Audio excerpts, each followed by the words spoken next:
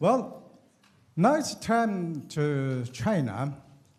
As you all know that I am a Uyghur, so we are going to talk China and Uyghur, okay? Although Uyghur living in China, but that's the main thing. China now, it is in the headline.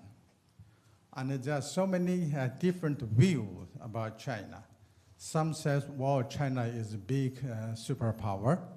Some says China is going down. And I would say China looks like going down, but we need to push. My land, it is called Xinjiang. Since this, China got this land, they turned this land into a gigantic laboratory. They tested a nuclear weapon, they tested a biological weapon, then they put them Uyghur into the concentration camp, testing the medicine, and taking their organs. This is how, when I was a child, I experienced this atom bomb. They exploded 46 atom bombs since 1966 to 1996. And this one is in 1972. When I was on my way to school, there was dust coming down, fall from the sky, because Chinese nuclear test site is only 150 kilometers away. And when they do in the atmosphere, that is what we got. As a result of the Chinese nuclear test, cancer patients, number of cancer patients is out of control in whole Xinjiang. And this is comparison of these two provinces. This is called the Henan province. That is Xinjiang.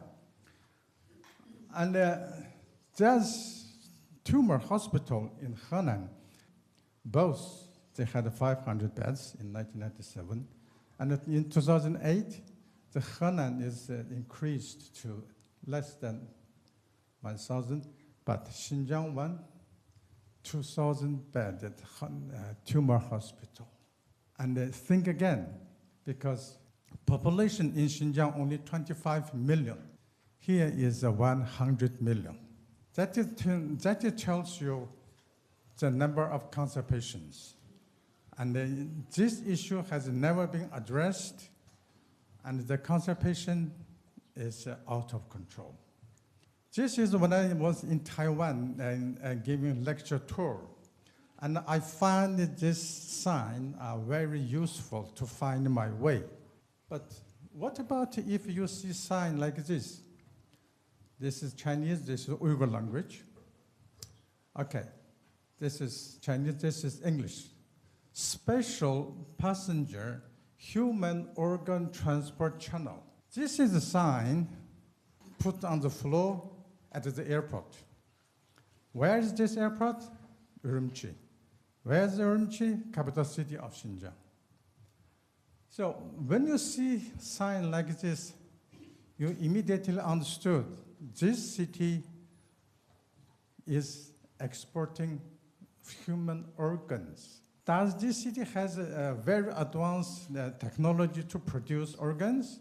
No. Only place organs come from is from another human being. How on earth two signs located in Xinjiang, whereas scarcely populated, population only 25 million. If we see this sign in Henan, we might understood because the population is very high. But no, it is in Xinjiang. Whether or not Chinese government is harvesting human organs is not myth anymore, because before I always have to persuade this audience that there's organ harvesting. But now I don't need it. Why? Because Chinese leader, Russian leader, and the North Korean leader, they have confirmed it. Putin, Xi Jinping, and Kim Jong-un, they were discussing about extension of the lifespan to 150 years. They said using changing organs, you will have 150 years. So those three leaders have confirmed there's organ harvesting. So I don't need to confirm, but I'm here just to tell you the scale of it. From this, you're already shocked. How come? At the airport, they have special pathway for the organs to pass. This is ambulance that is painted on the car van, ambulance. And they got stopped. Then it shows, what is this? Yes. Why do they need a crematorium in a van? Because there's another vehicle called bus, is larger than this, is mobile theater. So they're traveling around across the country to find organ matched. If your organ has been matched by to somebody, you will disappear just like that. And this is where your body goes. And in China, if you write something in the internet, police will turn up in your room in less than 10 minutes. But if your child gone missing, nobody knows. You cannot find your child. That is the biggest fear. No way you can find your child. In China, there's a system in the computer. The computer will match an organ for you in less than, it is the Chinese themselves said, in a few seconds, they will find a match organs for you.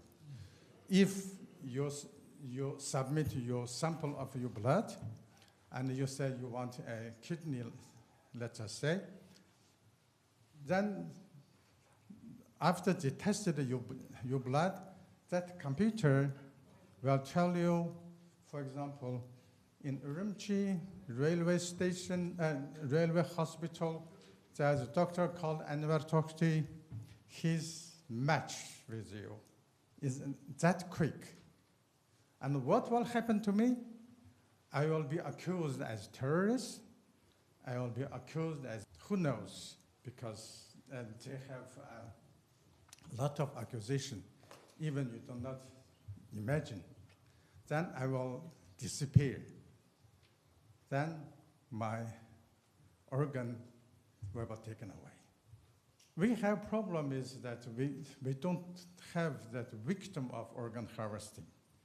There's no one come out say, they have taken my organ away.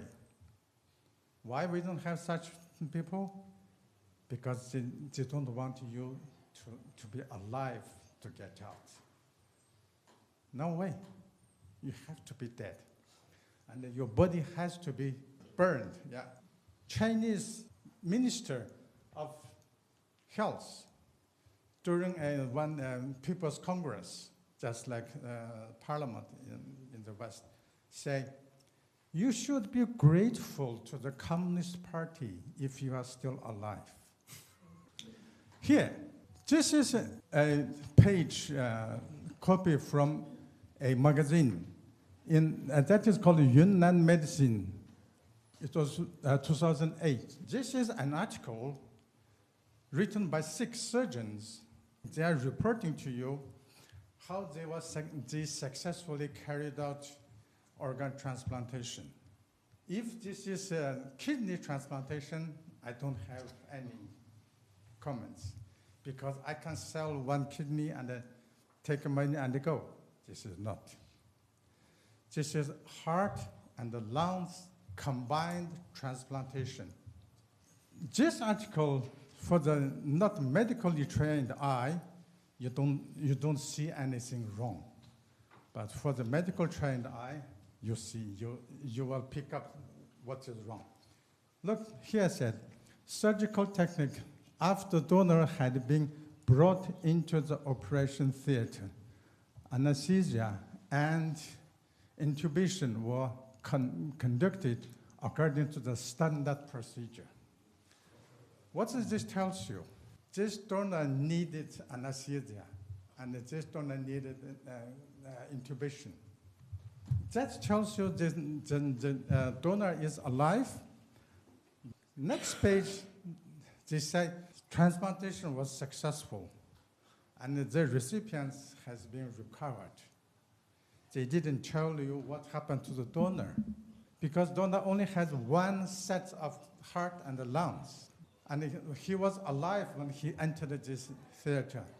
I want to show you is this industry is such large, even those doctors, they carry out this, they don't even realize they are committing crime.